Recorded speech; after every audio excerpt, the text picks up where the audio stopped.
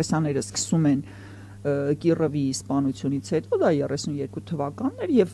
5 տարի մարդիկ ապրում են ինչ որ մոլուցքների մեջ, որ բռնել են արիստոկրատներին նախքին, բռնել են նախքին մտավորականներին, դա մեզ չի վերաբերվում, մենք բանվոր դասակարգ ենք, մենք հեղափոխություն ենք, բաժերժ կարե, մենք ազնիվ մարդիկ ենք, հա 33-ին երբ որ սովը սկսում է ու մարդկանց սկսում են 3 ծորենի հատիկի համար 20 տարով ուղարկել Սիբիր եւ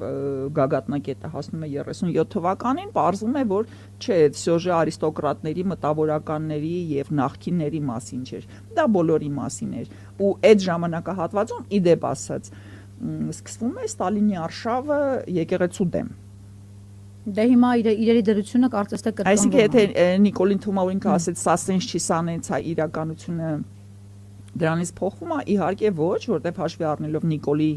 տգիտությունը եւ սուտասան լինելը, եթե նա ասեց սա այսպես չի, վստահ եղեք, որ դա այդպես է։